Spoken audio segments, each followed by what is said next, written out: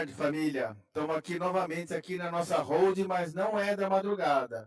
Hoje, a ideia desse vídeo que eu vou passar para vocês é a ideia Qual é a ideia? Qual é a minha ideia desse vídeo? Tá tendo muito vídeo de hold, tá se falando muito de hold, e tem gente que achando que isso é um modismo. Tem gente que está achando que isso apareceu agora, que vai começar, é uma moda e vai acabar. Eu vou explicar aqui, se você me der 15 minutinhos, que você vai entender que isso aí não é uma moda, isso aí já tem mais de 100 anos. É, mais de 100 anos. E ele não vem para, não foi, ele não vai vir para ficar uma modinha e sair. Não, porque é uma solução para as famílias. Isso aí é uma solução que o que está acontecendo é que está sendo conhecido agora. Vamos começar agora, eu vou explicar para você por que que não é uma moda holding. Olha, vou apresentar alguns slides, tá bom? Olha, a holding, ele começou na Inglaterra e por volta de 1860. Por que que na Inglaterra? Porque na Inglaterra era onde se teve o início a Revolução Industrial. E em 1860 estava por volta entre o término e o começo da segunda fase da Revolução Industrial. E por que que surgiu o holding lá? Porque a Revolução Industrial ali começou com a pessoa física investindo em fábricas, em máquinas, onde a produção começou a ser mecanizada. E o que aconteceu? Aconteceu que as fábricas foram crescendo e cada vez os investimentos foram aumentando, aumentando, aumentando. Chegou um certo momento que as pessoas físicas não tinham mais um montante de dinheiro para investir nas indústrias, para elas crescerem. E foi necessário que outras empresas que tinham mais capital do que os donos, mais capital do que as pessoas físicas, então as empresas começaram a ser sócios de outras empresas, para elas ficarem com maior poder econômico. E isso, então, se reunia várias empresas e abria uma outra empresa maior e mais forte ainda. Foi assim que nasceu a holding na Inglaterra. Foi por esse motivo que nasceu a holding. Juntar investimentos, investidores para ter maior recurso para as indústrias. Esse é um fenômeno que não é só aconteceu na Inglaterra. Lá foi simplesmente o primeiro. O segundo foi nos Estados Unidos, foi na New Jersey. Lá saiu a primeira lei sobre a holding. Uma característica importante desses dois países é o seu grande liberalismo econômico. Lá eles têm uma cultura de liberdade, de liberalismo econômico. A lei não fica amarrando muito as empresas. E no Brasil, como que surgiu a holding no Brasil? Olha, teve que passar 100 anos.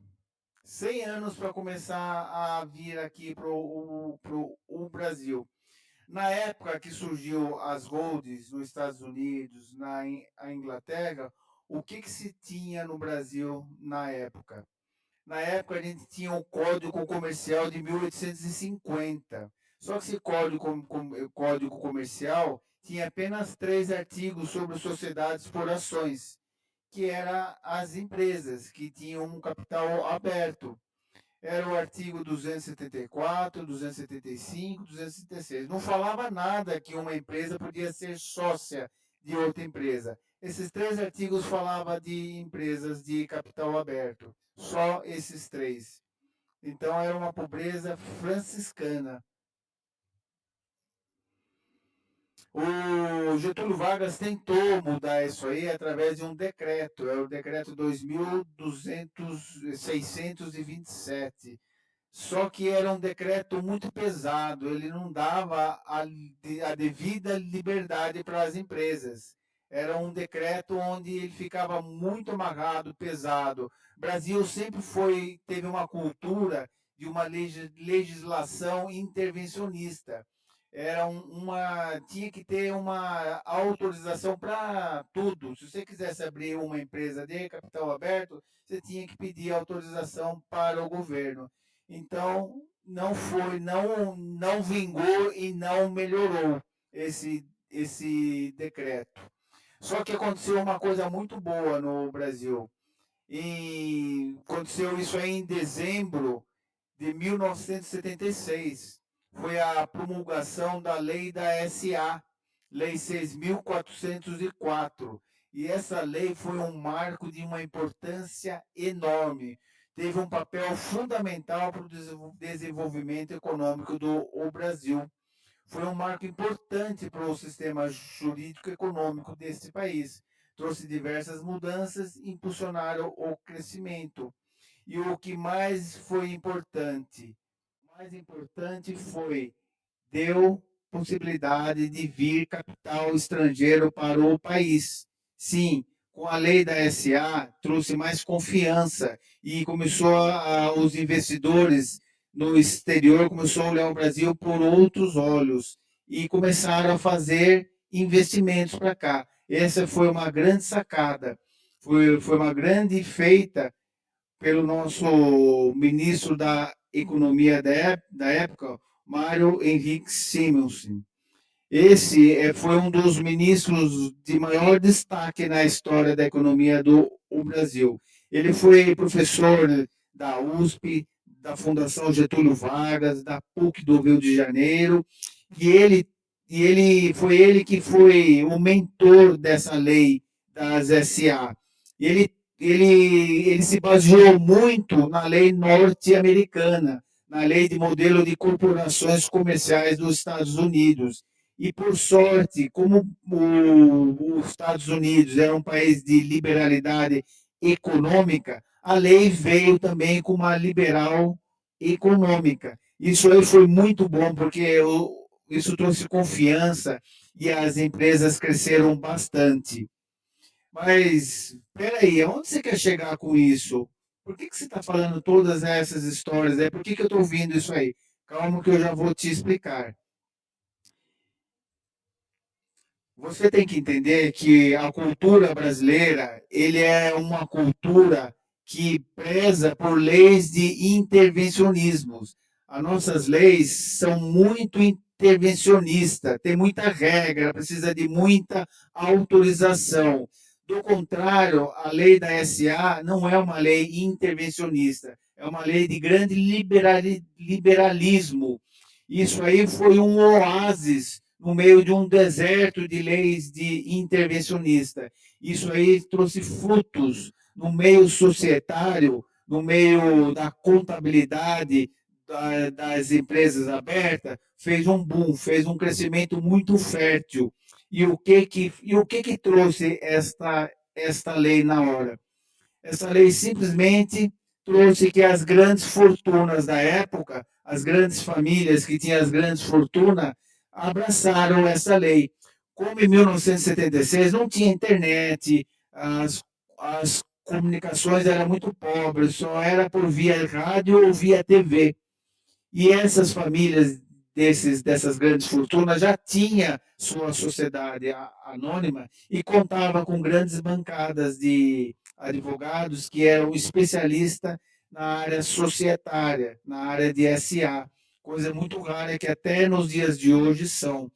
E essas famílias também transitavam muito entre a Europa e os Estados Unidos. Isso aí, eles tinham esse conhecimento de holding familiar fazia tempo. Na verdade, eles estavam ávidos por essa lei, porque nesta época, na década de 70, o Brasil era um parque de construção civil.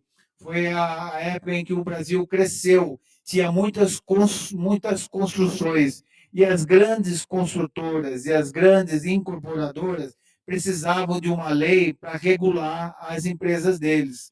Então, essa família sabia disso tudo e começaram a fazer a sua holding. Já as famílias de classe média, na década de 70, mal tinha residência. Eles viviam em casas de locação, eles alugavam casa. a classe média alta praticamente não existia. E as pessoas mais ricas, eles não tinham o conhecimento de uma holding familiar, ao contrário das grandes fortunas, eles tinham. Então, se você for olhar essa revista Forbes, ela traz essas famílias que se aproveitaram e fizeram a holding deles. E olha que resultado fantástico que eles tiveram. O Roberto Civita, que era o dono do grupo Abril, ele fez uma holding familiar e sua fortuna era de 5 bilhões de reais. Ele economizou 400 milhões. José Alencar, dono da Cateminas, ele economizou 720 milhões de reais. Deixou de pagar o inventário. O Norberto Odebrecht, ele tinha 14 bilhões. Ele simplesmente ele deixou de pagar o inventário dele 1 bilhão 120 milhões. O Antônio Hermílio de Moraes também fez a sua holding. Na época ele também fez, aproveitou. Ele já conhecia já o potencial de uma holding familiar. E a holding dele simplesmente fez com que ele economizou, ele não pagou o inventário, 1 bilhão 240 milhões. E o Roberto Marinho, ele tinha 29 bilhões. Olha que grande fortuna que Roberto Marinho tinha, que era o fundador das organizações Globo. Simplesmente o inventário dele deixou de gastar 2 bilhões e 300 milhões. Como vocês podem ver, se eles que tinham todo o conhecimento correram e fizeram a holding, olha a economia que eles tiveram. E por que, Alexandre, você está dizendo isso? Estou falando isso aí porque quando essas grandes fortunas fizeram a sua holding, surgiu um mito. Apareceu um mito, uma crença. Sabe aquelas crenças que a gente tem? Por exemplo, uma crença de chupar manga e tomar leite morre. Era uma crença. Comer muita comida e tomar banho fica torto. Minha mãe falava isso. Alexandre, você vai ficar torto se você jantar e tomar banho.